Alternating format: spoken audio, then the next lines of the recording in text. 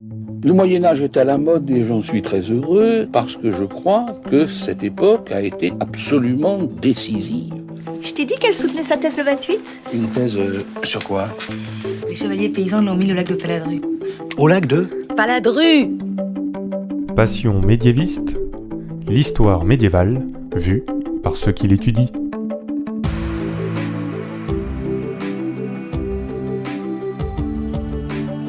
Est-ce que vous connaissez le Moyen-Âge ? Mais d'abord, qu'est-ce que le Moyen-Âge ? Vous pensez peut-être au tournoi de chevalerie, à Charlemagne et à la peste noire, mais ce n'est pas que ça. En général, on dit que le Moyen-Âge est une période de 1000 ans, c'est-à-dire en gros de l'année 500 à l'année 1500, mais vous l'entendez dans ce podcast, il y a en fait autant de définitions du Moyen-Âge que de médiévistes. Je m'appelle Fanny Cohen-Moreau et dans ce podcast, je reçois des jeunes médiévistes, c'est-à-dire des gens qui étudient le Moyen-Âge en master ou en thèse, pour que ils et elles vous racontent leurs recherches passionnantes et que ils et elles vous donnent envie d'en savoir plus sur cette belle période. Épisode 110, Audrey et les filigranes en Bretagne, c'est parti. Excuse-moi, mais il y a des gens que ça intéresse ? Bonjour à toutes et à tous. Alors si ça fait un moment que vous écoutez ce podcast, vous savez que j'adore tout ce qui a trait aux pratiques de l'écrit au Moyen-Âge. C'est un peu mon petit dada, il y en a, ils aiment bien la guerre de 100 ans, ou les romans de chevalerie. Moi, c'est quand on parle de comment on écrivait, quels étaient les écrits qui étaient produits au Moyen-Âge, et même pas forcément le contenu en eux-mêmes, c'est vraiment comment on faisait les livres et tout, une de mes grandes passions. Et aujourd'hui, on va même rentrer dans le papier. Je vous assure dans cet épisode, parce que nous allons parler des filigranes au Moyen-Âge et en plus, dans une région qui est chère à mon cœur, la Bretagne. Donc oui, il y a un peu de lobby breton dans ce podcast qui pousse vers ce sujet, mais que voulez-vous, je ne suis qu'une simple podcasteuse.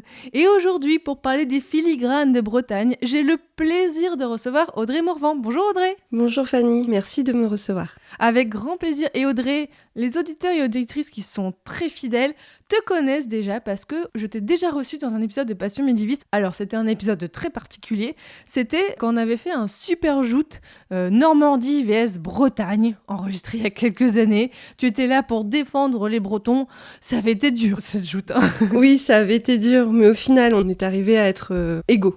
Oui, voilà. Oh, bon, c'est effectivement un dénouement assez surprenant. Alors Audrey, donc tu fais une thèse depuis 2021 sur le sujet, attention, la transparence du papier pour une étude des filigranes en Bretagne à la fin du Moyen-Âge.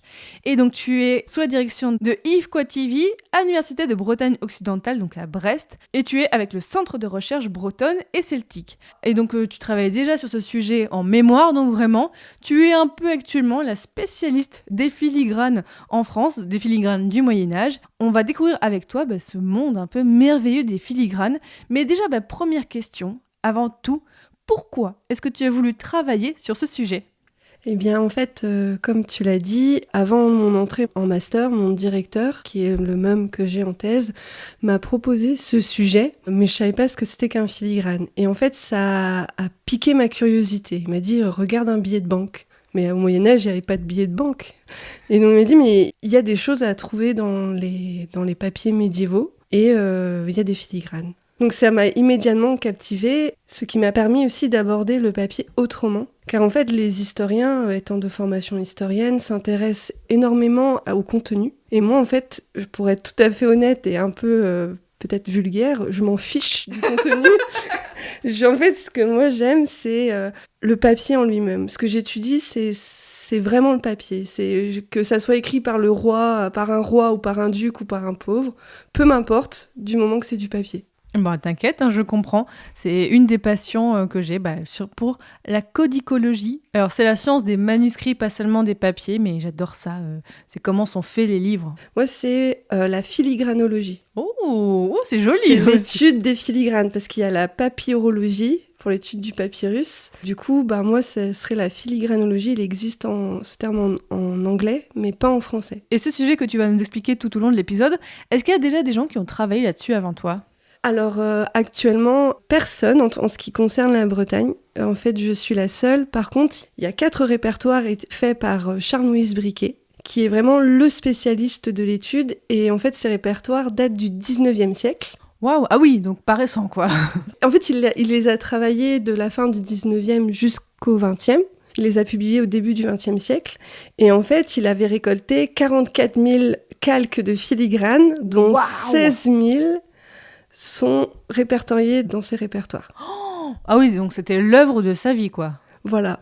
Mais dans ces répertoires, il y a quelques filigranes bretons.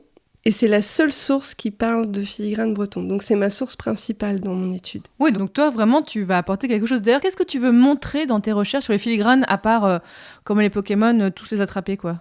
L'idée principale de mes recherches, c'est de montrer que le papier a une histoire, qu'il est le reflet des cultures, de la société, qu'il est un reflet du monde, en fait. Donc là, on va parler de papier, mais en creux de toute la société médiévale. Enfin, bretonne, du coup. Bretonne, mais aussi extérieure, puisque j'ai obtenu une bourse de recherche privée en Belgique. Et donc, j'ai pu également regarder les papiers présents au fonds Plantin-Moretus et à la bibliothèque Henrique Conscience à Anvers. Et j'ai pu également me rendre à Bruges. Ok, bah c'est super cool que tu aies pu avoir ça. Alors, raconte-nous quand même, à part ce fonds exceptionnel, sur quelle période et quel espace géographique est-ce que tu travailles ? Je travaille sur l'apparition du papier en Bretagne. D'après mes recherches, ça apparaît à la fin du XIVe siècle. La production papetière en Bretagne commence à partir du XVe siècle, mi-XVe siècle. Et vers le XVIe siècle, c'est la fin d'une production bretonne. On est vraiment sur un phénomène assez court. En fait, c'est vraiment une toute petite période. Après, c'est plutôt de l'importation de papier, en fait.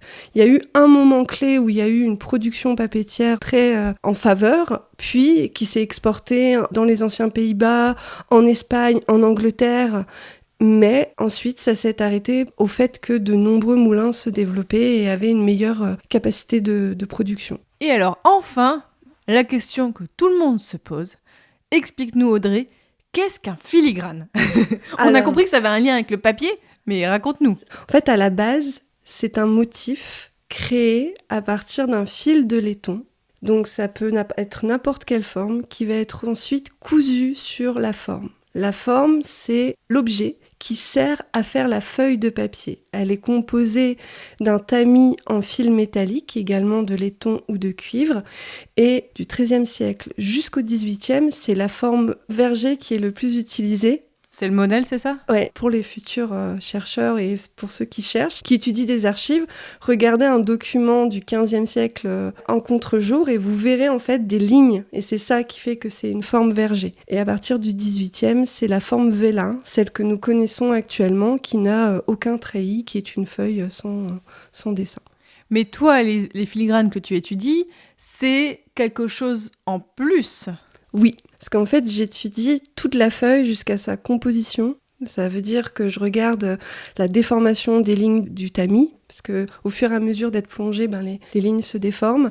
Je regarde aussi les résidus de matériaux, de plantes, et j'essaye d'analyser la composition chimique du papier, savoir à quoi il est composé, de quelle matière végétale il est composé. Et alors, il me semble aussi dans tes recherches, c'est que donc on a ces lignes-là, qui sont donc les filigranes, mais on a aussi parfois des petites images. Voilà, en fait c'est ça la bonne question. On ne sait pas si c'est une image ou pas. Je produis une image quand je la mets en photo, mais quand je les prends en photo, je crée une image. Mais dans le papier, je ne sais pas si c'est vraiment une image comme on l'entend nous, ou si c'est pas une signature, parce que normalement le filigrane, c'est une marque qui permet d'identifier le papetier. Comme on verrait, par exemple, dans les églises, les marques de tâcherons pour les personnes qui ont taillé la pierre, c'est ça ? Exactement. Et donc, ça serait plus une signature. Et là, c'est la bonne question, c'est de savoir est-ce que une signature est une image ? Donc, on va dire que c'est une forme de dessin grâce au laiton, c'est ça ? Oui, c'est ça. C'est une forme de dessin parce que il y a une pléthore de motifs. On a des licornes qui peuvent être très très bien graphiquement dessinées comme on se représente une licorne, puis d'autres qui sont caricaturales, un peu déformées, avec des pattes un peu étranges. On va y revenir effectivement. Mais est-ce qu'on trouve ces filigranes depuis l'invention du papier ? Depuis quand on en trouve ? Alors, on trouve les filigranes depuis le XIIIe siècle. Le premier filigrane répertorié date de 1282 et provient d'une ville d'Italie. Alors, avant l'introduction du papier en Occident, il faut savoir que les papiers venus d'Asie et du monde islamique ne portaient aucune marque significative. Et donc, à Assis, il y a eu une proto-marque qui était une espèce de zigzag laissé sur la pâte du papier, sur les papiers arabo-espagnols. Et donc, le filigrane est vraiment une marque occidentale, créée en Italie, et dont le plus ancien date de 1282. Ils sont toujours en avance, ces Italiens. Même la Renaissance, ils l'ont fait en avance. Et est-ce que c'est rare de trouver un filigrane dans un manuscrit au Moyen-Âge ou alors c'est très commun? Eh bien, au tout début de ma recherche en master, je t'aurais dit oui, c'est très rare, parce que je trouvais ça compliqué d'en trouver.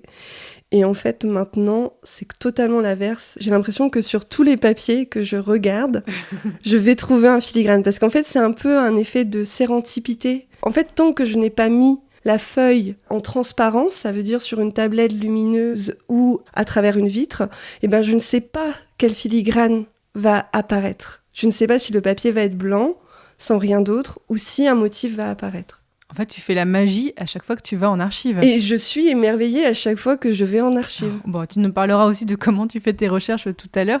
Mais est-ce qu'on appelait déjà ça un filigrane au Moyen-Âge? Et en creux aussi ma question, est-ce que tu as retrouvé dans tes recherches des traces de discours sur ces pratiques-là? Alors en fait, c'est une bonne question parce que je ne sais pas. Parce que en fait, je sais que le terme filigrane était déjà appliqué pour l'orfèvrerie et que le terme filigrane, en fait, je ne sais pas quand il est apparu. On a l'impression qu'il a toujours été là sans vraiment être là. Par exemple, le mot papier, il s'écrivait de différentes manières, donc je ne sais pas. C'est vers 1280 qu'en fait qu'il est apparu dans le papier, donc je suis pas très au courant.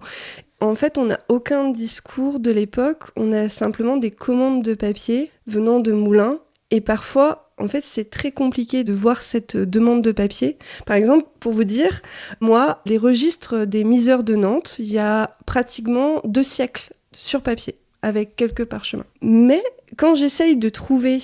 Je lis un peu, mais c'est vraiment juste pour voir s'il y a le mot papier. Voilà. Mais quand j'essaye de trouver la commande de papier, je ne la trouve pas. Alors que pourtant, on peut se dire, même si on n'a finalement pas énormément de choses sur le Moyen-Âge, il y a tout un mouvement là-dessus, comme quoi en fait, on dit qu'il nous manque on n'a que 1/10 de ce qui était produit au Moyen-Âge, c'est ça? Oui. Donc là, on peut se dire, comme c'est une commande économique, on pourrait trouver des sources. Et en fait, toi, tu trouves peu de sources là-dessus pour Nantes? Pour Nantes, oui, il y a très peu de sources. Par contre, les registres, par exemple, de chancellerie des ducs de Nantes, je les ai tous faits. Ça représente quoi, déjà, en termes de recherche? Chaque année, je peux pas dire une 20aine de volumes, on va dire. Waouh, ah oui, quand même. Je suis pas sûre de ça, mais je veux dire que moi, j'ai fait déjà les retranscriptions, puisque le CRBC dispose, en fait, d'anciens masterants qui ont travaillé sur une année, qui ont fait un master sur une année d'un registre de chancellerie, que je conseille à tout le monde d'aller voir. Et donc, moi, j'ai lu ces retranscriptions et je cherchais le mot papier. Et oui, je l'ai trouvé, mais j'ai pas trouvé de commande. Mais du coup, ces filigranes dans les manuscrits, est-ce qu'on savait que ça existait? En fait, ce que je voudrais savoir, c'est est-ce que c'était quelque chose de caché ou est-ce qu'on pouvait le savoir? Eh bien, en fait, non, ce n'est pas caché. Il faut simplement mettre la feuille à contre-jour. Donc, un moine, un notaire, quelqu'un qui écrivait, avait la possibilité de voir le filigrane. Et aussi en fonction de, par exemple, où il achetait son papier, où celui-ci était produit, il pouvait le savoir. Parce qu'en fait, un papetier au Moyen-Âge ne produit pas qu'une seule type de papier, il va en produire plusieurs, de la mauvaise qualité à une très très bonne qualité. Mais tu n'as aucun moyen de savoir si les gens du Moyen-Âge faisaient cet effort de mettre en contre-jour pour savoir s'il y avait un filigrane? Non, je n'ai aucun moyen de le savoir. C'est frustrant. La seule chose que je sais, il y a encore d'autres choses qui sont frustrantes, Fanny, mais dans ma recherche, c'est la seule chose que je sais, c'est qu'il y avait des gens sur certains manuscrits qui redessinaient les filigranes. Donc ils savaient que c'était là alors. Donc là, t'as une preuve. Oui, mais disons que c'est une preuve que j'ai trouvée sur Blue Sky et une preuve que j'ai trouvée en direct. Donc par les réseaux sociaux et tout ça. Et en Belgique aussi, par mes propres recherches. Mais autrement, j'en ai pas trouvé. Ça prouve qu'il y a au moins 2 personnes au Moyen-Âge qui ont compris. Donc, bien sûr, on ne peut pas faire une généralité à partir de 2 cas, mais ça te donne déjà un petit indice de, oui, s'ils reproduisent le dessin qui est dans le filigrane, donc ils ont conscience que c'est là. Et ça me fait penser que si je pense que les gens étaient conscients de ça, parce que comme je t'ai parlé de la licorne, c'est l'un des filigranes les plus utilisés dans la production papetière. Et d'après ce que dit Briquet, et même moi, de mes recherches, ça montre en fait l'engouement de l'animal. On va revenir effectivement aussi sur ça. Alors, parlons un peu plus en détail encore de cette fabrication de papier. Donc, tu l'as dit, ce sont les papetiers qui fabrique ça? C'est vraiment que ça? Est-ce que c'est une corporation spécifique au Moyen-Âge? Alors, il n'y a pas de corporation de papetiers. Ah, c'est un métier freelance, quoi. Ouais, en fait, ils apparaissent très tard, milieu 16e, donc ils commencent à être en corporation. Ouais, c'était réglementé très tard. Voilà, en tout cas pour la Bretagne. Pour Troyes, c'est beaucoup plus en amont, parce que Troyes, c'est vraiment le centre de la papeterie en France. Ah, bah c'est intéressant de le C'est là- savoir. D'ailleurs, c'est là où il y a eu le premier moulin à papier. Hein. En Ah. France, oui, c'est à Troyes. Bah, raconte-nous donc, chez un papetier, comment est-ce que ça organise? Et pour la Bretagne, tu as compté combien de fabricants de papier? Pour l'instant, d'après les recherches effectuées, j'ai 9 moulins à papier. Mais il faut savoir en fait qu'un moulin à papier n'est pas créé ex nihilo. En fait, c'est un ancien moulin à blé qui va être réutilisé pour la production papetière. Le problème, c'est qu'il faut que ce moulin à papier génère suffisamment de bénéfices pour qu'au bout d'un moment, il apparaisse dans un registre en fait. Ouais, tant que c'est une petite production, c'est pas assez important, mais si c'est assez gros, il y a eu des traces là-dessus, c'est ça? Exactement. Dans les 9 moulins que j'ai trouvés, tous appartenaient à des seigneurs ou à un écuyer, mais à l'intérieur même du moulin, on ne sait pas comment c'était géré. On ne sait pas qui, en fait, les personnes qui étaient à l'intérieur. Et est-ce que ces moulins, ils sont dans une zone précise ou tu les retrouves partout en Bretagne? Partout en Bretagne. Mais moi, je pense que, d'après mes recherches, il y a eu beaucoup de moulins à eau en Bretagne. Et je pense que beaucoup, peut-être pas tous les moulins à eau, mais certains ont dû avoir une production papetière. Oui, tu l'as dit, donc on a peut-être des petits, mais on ne sait pas, ça passe sous le radar. Voilà. Donc là, pour les filigranes, est-ce que tu penses qu'ils ont été pensés dès la fabrication du papier ou est-ce qu'on peut les ajouter après la fabrication? En fait, c'est pas inséré après, c'est toujours avant. Et c'est mis par le formaire. En fait, le papetier demande un formaire, c'est celui qui crée la forme qui va servir à faire la feuille de papier, de lui créer sa forme, parce qu'il y a des formes différentes, des lignes différentes, voilà, des points faits, et il va lui demander de lui mettre le filigrane dessus. Et ensuite, quand le papetier va produire son papier, en fait, il n'aura plus qu'à plonger sa forme dans la pâte. Là, on voit vraiment effectivement une différence, et c'est une différence notamment avec les parchemins, parce que tout ce qu'on trouve avant la période que tu évoques, on était sur des manuscrits en parchemin, donc là, fait à partir de peaux d'animaux, donc on était sur un procédé totalement différent. Donc là, on voit effectivement la révolution technologique que ça a été de juste changer de support pour écrire.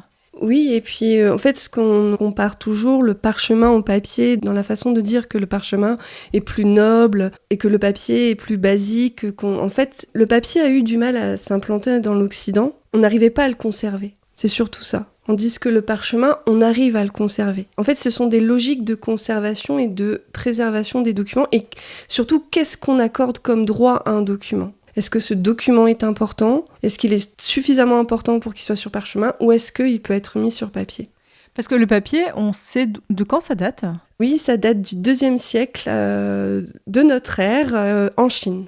Oui, donc c'est pas médiéval, c'est vraiment, ça a été inventé il y a un moment, mais ça a mis beaucoup de temps. En fait, du 2e siècle jusqu'au 9e siècle, ça voyage par les routes de la soie pour aller dans le monde islamique. Puis ensuite, ça fait tout le tour jusqu'en Afrique. La première entrée, c'est par l'Andalouse. Oui, en Espagne, ouais. Ouais, la seconde entrée, c'est par l'Italie. On cherchait une alternative au fait que le papyrus était abandonné depuis très longtemps et qu'on utilisait d'autres supports, des supports alternatifs. Et une grosse perte de la documentation actuelle au Moyen-Âge, c'est qu'en fait, on ne sait pas sur quoi, enfin en tout cas les premiers siècles, on ne sait pas sur quoi certains documents étaient conservés. Oui, on avait parlé une fois dans ce podcast des traces d'écriture sur des morceaux de bois, d'écorce, d'arbres. Donc là, on se dit, ah ouais, vraiment, ils étaient en dèche de support, quoi. Oui, il y a même eu des pénuries de parchemin. C'est pour ça qu'on faisait beaucoup de palimpseste à une époque. Ça veut dire gommer ce qui est écrit et réécrire dessus. Et donc, tu l'as dit, le filigrane, c'est finalement une signature de ces papetiers pour dire, ce papier vient de moi. C'est vraiment une petite blague qui glisse, quoi. Oui, et en fait, par moments, les motifs, l'empreinte, puisque moi, j'étudie l'empreinte, j'étudie pas le filigrane. L'objet, comme j'ai dit, c'était un fil de laiton. Donc moi, maintenant, je suis un peu une archéologue. En fait, j'étudie à travers les feuilles de papier qui ont voyagé jusqu'à maintenant, qui ont été conservées jusqu'à maintenant. J'étudie, en fait, ces empreintes. Et dans ces empreintes, parfois, en fait, il y a des motifs qui sont hyper récurrents. C'est toujours le même. Par contre, on peut pas dire à quel papetier ça appartient. Par exemple, un bovin, c'est par la récurrence des données, l'accumulation de données, que je peux me dire celui-ci est breton. Tandis qu'il y a d'autres où ils mettaient des lettres, par exemple. Est-ce que du coup, dans tes recherches, tu as pu étudier des restes de machines qui servaient à fabriquer le papier ou on n'a pas de traces aujourd'hui de ça ? Alors, on n'a pas de traces, parce qu'en fait, une forme, alors c'est toujours d'après Briquet, alors moi, en tout cas, je n'ai pas trouvé de forme du 15e ou 16e. C'est pour ça que j'ai été, du coup, en Belgique, parce qu'en fait, à Plantin-Moretus, ils ont la plus ancienne imprimerie du 16e siècle conservée. Ils faisaient des études sur le bois, d'ailleurs, pour savoir quand le bois avait été produit. Moi, à l'heure actuelle, les formes qui ont servi à faire ces objets ont totalement disparu. Et pour les papiers, est-ce qu'on avait peut-être, là vraiment pas seulement les filigranes, est-ce qu'il y a d'autres façons d'identifier un papier et son centre de production ? Est-ce qu'on a par exemple d'autres petites marques spécifiques à part les filigranes dans les papiers ? Non. En fait, le filigrane, c'est la marque et la date de naissance d'un papier. Ça veut dire que c'est comme un parchemin. Enfin, d'ailleurs, le parchemin, ce qui est un parallèle intéressant, c'est que le parchemin, il a jamais... Enfin, je sais pas, en tout cas, j'ai pas mené d'études, mais du peu d'informations que j'ai, il a pas de signature, le parcheminier, il signe pas. Ah, peut-être dans sa façon de travailler le parchemin, il y a peut-être des choses qui se voient. Tandis que le papier, en fait, quand le filigrane apparaît, c'est vraiment quelque chose qui identifie. Mais comme je disais, il y a des formes qui sont très simples et on peut pas trouver du premier coup. Et en général, ces formes, elles sont où dans la page ? Alors ça, c'est une bonne question. Elles sont un peu partout. L'une des modes principales, c'était quand même de le mettre au centre de la forme ou de mettre sur les côtés. Mais c'est-à-dire que quand on écrit dessus, on le sent pas ? Non. Ah non, justement, on le sent pas. Par contre, on sent le granulé de la vergeur, du papier verger, en fait. Il y a un léger relief ? Oui. Et moi, par exemple, c'est pour ça que je parlais du papier vélin que tout le monde a, en fait, on ne sent pas le relief. On dit que sur le vélin, et surtout au Moyen-Âge, le séchage pouvait faire réduire d'une feuille à l'autre de 2 à 3 cm. Ah oui, quand même. Et comme le séchage était au vent, la feuille n'était pas droite. Ça n'a jamais été quelque chose d'aussi plat, d'aussi... Il y avait toujours cet aspect un peu différent. Donc même si on avait perdu, entre guillemets, le côté vivant du parchemin, là, le papier, si je comprends bien, avait une forme de vie et une forme de création unique à chaque fois, finalement. À chaque fois, oui. Et puis surtout, ce que j'apprécie, c'est que moi, dans ma recherche, quand je regarde un document, par exemple, si j'ai un registre de 400 pages, je dois faire les 400 pages. Je suis plongée dans le noir avec ma tablette lumineuse, mon appareil photo, ma règle, mes mesures, voilà. Comment tu fais quand tu vas en archive ? Tu peux pas amener tout ça en archive ? Bien, c'est pour ça que je voudrais remercier tous les centres d'archives qui m'ont accueillie, puisqu'en fait, à chaque fois, ils ont fait en sorte que je puisse travailler dans les bonnes conditions. Waouh ! Et je me rappelle surtout aux archives de Nantes, où le monsieur m'avait mis un espèce de chariot à roulettes avec un morceau de bois. Je dis, mais j'ai besoin d'être dans le noir. Et il m'avait mis ça avec toute une installation. Et puis on m'avait aussi permis de surtout, toutes ces archives et tous ces lieux que j'ai visités m'ont permis de toucher des documents qui, normalement, ne sont plus consultables puisqu'ils sont numérisés. Mais toi, vu que tu avais besoin de voir le papier. Et surtout aussi, je pouvais dépasser le nombre de consultations autorisées. Ah ouais, dis donc. C'est parce que ta recherche a un caractère exceptionnel, c'est ça ? Ma recherche, en fait, c'est pas tout à fait exceptionnel. C'est une recherche, je pense, comme plein d'autres. Mais disons que tous les lieux de conservation qui ont des documents papier, en fait, sont passionnés, n'ont pas le temps de s'occuper de cette recherche-là. Et donc, quand moi, j'arrive... en fait, une fois, j'ai vu des gens, toujours aux archives de Nantes, j'ai 2 exemples, ils étaient en train de regarder les documents, puisque c'était la chancellerie des ducs de Bretagne, documents insortables, numérisés, ils sont numérisés, vous les regardez numérisés. Moi, j'ai demandé l'autorisation, donc je l'ai eu, et en fait, ils disaient, nous, on n'a jamais vu les documents que vous touchez là, on les a jamais vus. Et puis, il y a la directrice qui a dit, oui, mais vous savez, c'est pas les plus remarquables, il y en a sur parchemin, si vous voulez, on peut vous montrer. Moi, c'est que le papier. Parce que pourquoi j'ai le droit à un dépassement de liasses, c'est que, en fait, en fonction des sites, il y a des liasses qui sont données. Mais moi, en fait, j'avais droit à un dépassement puisque ce n'est pas noté dans l'outil d'archive qui nous permet de chercher les documents qu'on souhaite consulter, si c'est du papier ou du parchemin. Donc dès que j'ouvrais ma boîte, pour les chercheurs et futurs chercheurs, dès que j'ouvrais ma boîte, si c'était du parchemin, je rendais tout de suite. Ça faisait même pas 5 minutes dans mes mains. Ouais, donc toi, t'étais vraiment, à chaque fois que t'arrivais, il disait « Oh là, c'est la fille qui travaille sur les filigranes. Bon, bah, faut qu'on s'installe, faut qu'on soit au taquet. » Parce qu'effectivement, comme tu as dit, il y a beaucoup de gens qui travaillent sur le contenu. Toi, tu travailles sur le contenant. Et donc, effectivement, de très particulier. Alors bon, rentrons encore plus maintenant. Et enfin, on en parle, même si tu l'as déjà dit un petit peu. Qu'est-ce qu'on représente sur ces filigranes? Et est-ce qu'on a des spécialités pour les filigranes de Bretagne? Alors, qu'est-ce qu'on représente dans les filigranes ? Eh ben, on représente énormément de choses. Ça va de paires de lunettes à des lettres, ça va de l'animal fantastique à l'animal ordinaire, de l'oiseau à la sirène, à la licorne. Ça va d'instruments géométriques, ça va de fleurs, ça va d'armoiries surtout, beaucoup également, de tout type d'armoiries. Est-ce qu'on a des mots aussi ? Oui, mais c'est plus tard. Moi, par exemple, j'ai beaucoup de lettres et beaucoup la lettre B. On pourrait croire que c'est un B de Bretagne. Je ne sais pas, je ne peux pas vous dire, mais j'ai beaucoup de B. Peut-être Benoît, et peut-être beaucoup de Benoît en Bretagne. Oui, peut-être, c'est possible. Donc toi, tu dirais que les formes spécifiques à la Bretagne, ce sont quoi ? Ah ben, les mouchetures d'hermine. Les quoi ? Le symbole même de la de la Bretagne qui est sur ton... Mon drapeau, oui, j'ai un drapeau breton. Oui, c'est cette petite étoile avec cette petite queue en quelque sorte. En fait, c'est un terme d'héraldique, la moucheture d'hermine. C'est pour désigner en fait la forme de l'animal, en fait, de sa peau. Et vraiment, ce que je trouve ça passionnant, c'est que tu as dit, ces filigranes étaient préparés grâce à du laiton, donc c'est pas du dessin, c'est presque, on pourrait rapprocher ça presque du vitrail en fait, sur créer une forme à partir d'un métal. Oui, c'est ça, c'est créer une forme et à partir d'un métal. Et selon le site Filigrane pour tous, que je conseille d'aller voir, il y a 2 méthodes en fait pour faire le filigrane. La première, c'est de créer la forme sur un morceau de bois et avec des clous de repasser par-dessus, ou juste créer la forme sur le morceau de bois et de mettre son fil tout autour. Comme nous sommes au Moyen-Âge, c'est l'artisanat et chaque filigrane est différent. Et il y a une doctorante qui travaille actuellement sur la question des faux jumeaux dans les filigranes. Et qu'est-ce que c'est qu'un faux jumeau ? Eh ben, pour faire du papier, on utilise 2 formes. Ces 2 formes ont chacun un filigrane. Mais l'artisan qui fait va essayer de faire le même, mais ça ne sera pas forcément le même. Donc toi, est-ce que tu arrives à dire « Ok, tel filigrane vient de tel papetier » ? Non, pas pour tout. Mais je peux dire pour un. Ah, il y en a un que tu as identifié ? Ah oui, alors celui-ci, c'est un peu mon chouchou. C'est le filigrane des Rohan. Rien à voir avec Tolkien ? Non.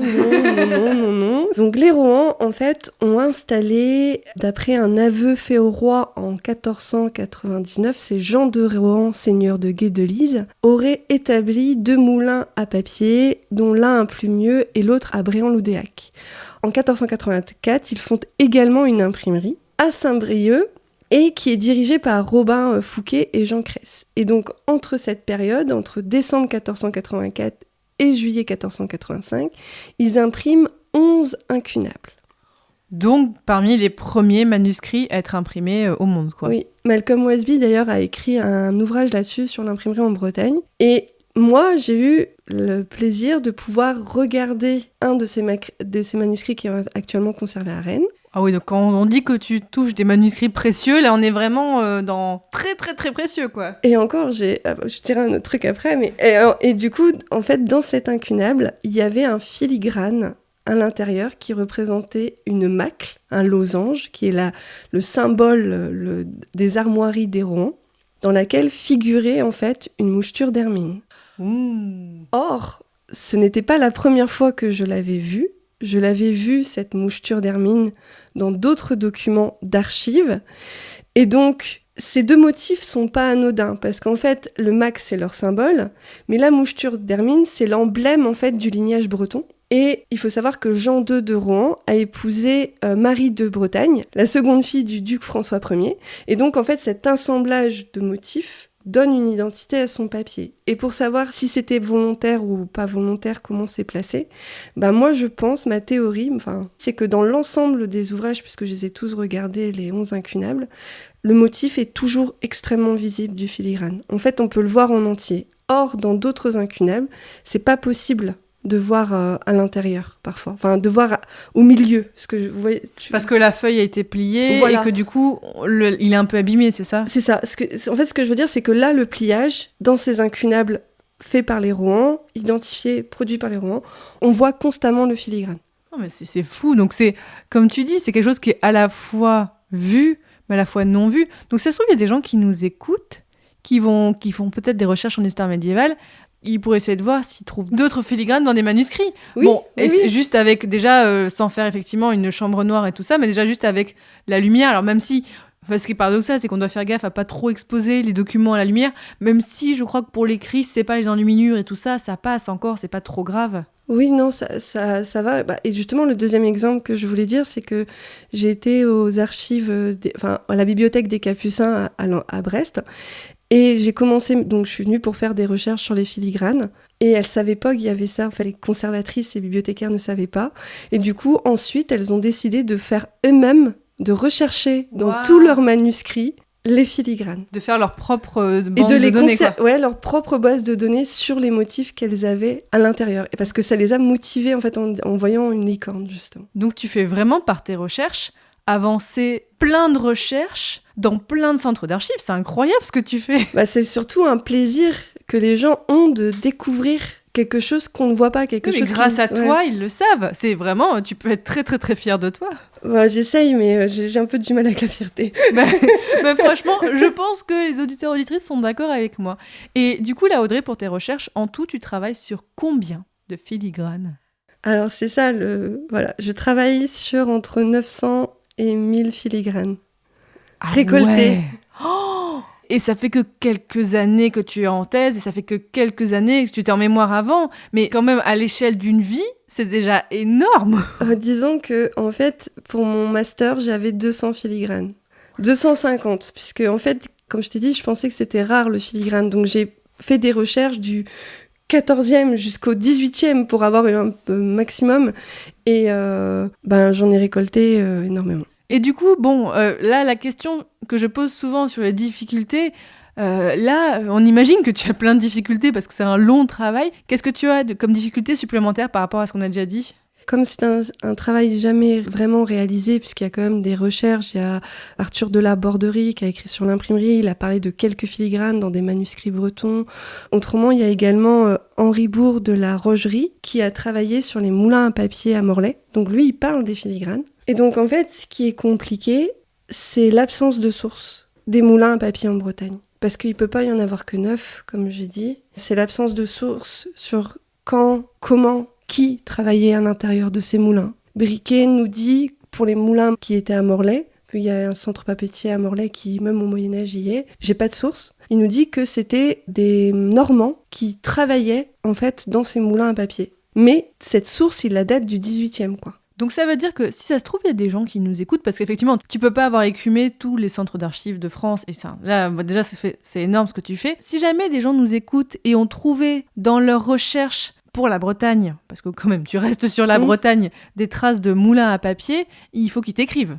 Oui, ça serait super, mais c'est vrai que y a des gens qui m'ont écrit quand ils ont appris ma recherche, ils m'ont envoyé des documents sur un moulin à papier, mais qui datait du 16e, 17e. D'accord. Donc là, ça avait plus de valeur parce que moi, c'est vraiment pour moi le centre de mon hypothèse de recherche, c'est vraiment le 14e siècle, la production. Parce que je sais que parfois, il peut y avoir des registres, comme tu as dit, peut-être des salaires. Donc s'il voit dans les salaires un papetier ou quelque chose comme ça, il faut qu'il t'envoie. D'ailleurs, tu étudies quand même certains mots, on l'a vu, c'est du breton. D'ailleurs, est-ce qu'il y a une spécificité au breton au Moyen-Âge ? Alors non. Déjà, on écrit en français. Oh, quoi ? Oui. Les ducs de Bretagne écrivent en français. Oh là là, on va se fâcher avec des gens, là. Parce que, oui, malheureusement. Moi, j'ai pensé que c'était écrit en latin, en langage elfique et tout ça. Non, parce que j'ai un problème avec la transcription. Mais je pensais que c'était illisible. On m'a dit non, c'est du français. Il n'y a pas de mots bretons spécifiques dans les manuscrits que tu vois ? Mais pour vous dire à quel point j'aime mon sujet, je suis quand même allée en Belgique. Quand j'ai obtenu cette bourse, je voulais à tout prix aller à Bruges parce que dans le répertoire de Briquet, il y a une moucheture d'hermine qu'il a découvert en Belgique où il a mis Bruges point d'interrogation. Et moi, j'étais venue pour chercher cette moucheture d'hermine que j'ai retrouvée, puisqu'on sait qu'il y avait un breton, Jean Brito, imprimeur breton installé à Bruges. Or, c'est pas dans ces fragments que j'ai pu consulter, c'est son concurrent, Collard Mention, qui a une moucheture d'hermine à l'intérieur de ses imprimés, qui sont l'art de bien mourir. Mais c'est génial ça. Ça, j'ai adoré cette recherche. J'ai vraiment adoré. Bon, on s'approche vers la fin de l'épisode. Alors attention, j'ai une question qui est un peu difficile, je sais, à poser à un doctorant, une doctorante. Est-ce que tu as déjà réfléchi à l'après-thèse ? Et qu'est-ce que tu aimerais faire une fois que tu auras soutenu ta thèse ?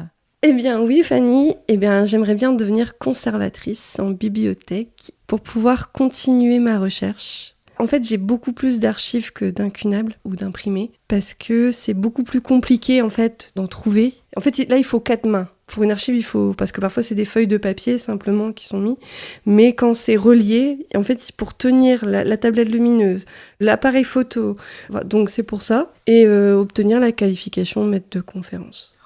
Je te le souhaite. Enfin, c'est vrai que c'est pas facile à l'université aujourd'hui, mais tu as une telle spécificité avec ta recherche et c'est tellement exceptionnel. Je te le souhaite effectivement.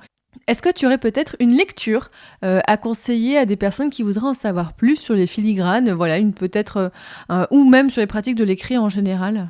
Alors, les pratiques de l'écrit, non. Mais par contre, je peux conseiller de regarder le répertoire de Charles-Maurice Briquet et de regarder à quel point ça peut être fastidieux de faire une recherche parce que tous les calques de filigrane sont à la fin, sauf qu'il y a un numéro. Et le numéro permet de retrouver la source. Donc en fait, tu fais un va-et-vient. C'est une des difficultés aussi que j'ai. Donc c'est disponible sur Internet, ça ? C'est disponible sur Internet.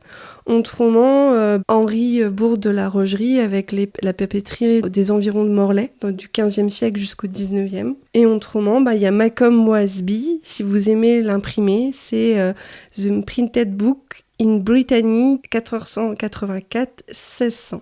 De toute façon, je mettrai les références sur le site. Bon, et pour finir, Audrey, dernière question.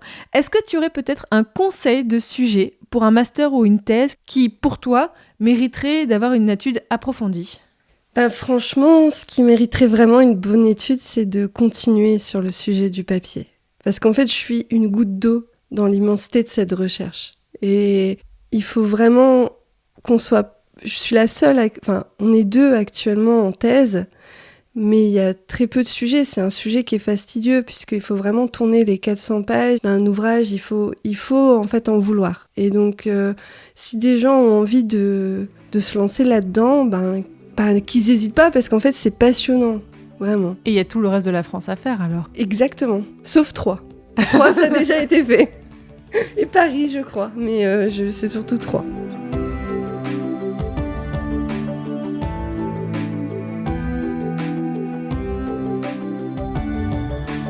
Désormais, chers auditeurs et auditrices, vous en savez beaucoup plus sur les filigranes au Moyen-Âge. Et vous l'avez compris, pour les chercheurs et chercheuses, parce que auditeurs et auditrices, vous n'avez pas forcément tous l'occasion d'aller en centre de recherche, mais je pense que là, on a lancé une grande chasse au trésor à travers les archives. Et s'il y a des gens qui travaillent dans les archives qui nous écoutent, ils peuvent aussi jouer à ça de leur côté, entre guillemets, en faisant attention, mais ça peut, peut-être qu'ils peuvent retrouver à partir de la base de données que tu as mentionnée, peut-être regarder dans leurs propres archives.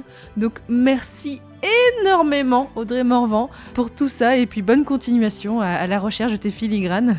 Je te remercie Fanny de m'avoir reçue, et je tiens à remercier toutes les personnes autour de moi, Muriel et Bruno et mon directeur de thèse.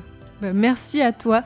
Et donc bien sûr, on mettra sur le site passionmédiéviste.fr, sur l'article qui accompagne l'épisode, on mettra des photos de ces fameux filigranes. Allez voir, on vous en mettra. On mettra donc certains dont on a parlé aujourd'hui dans l'épisode. On vous remettra les conseils de lecture donnés par Audrey. On vous mettra d'autres choses si vous voulez aller voir pour en savoir plus sur cet épisode.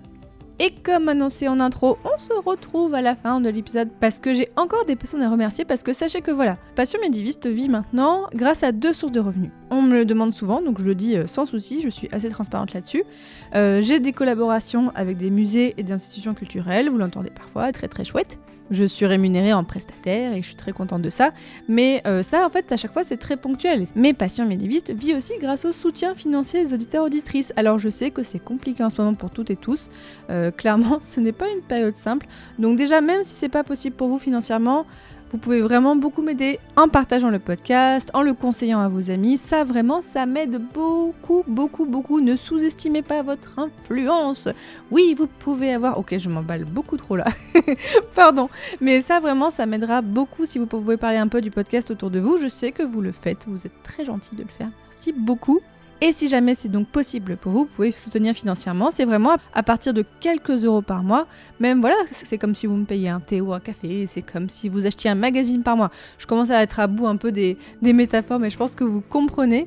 Donc en merci énormément aux personnes qui le font. Donc en plus des personnes que j'ai remerciées au début, je tiens aussi à remercier Christine, Léa et Milouche qui se reconnaîtra. Merci encore énormément. Si vous voulez me soutenir, je vous dis tout sur mon site, donc c'est passionmedieviste.fr/soutenir. D'ailleurs, sur mon site, il va peut-être y avoir des petits changements bientôt. Regardez, allez voir sur la page d'accueil. Le reste du site, en général, j'en suis assez contente, mais la page d'accueil va peut-être bientôt changer. Voilà. Et dans le prochain épisode, on parlera des vêtements civils à la fin du Moyen-Âge. Un autre sujet totalement différent. Salut!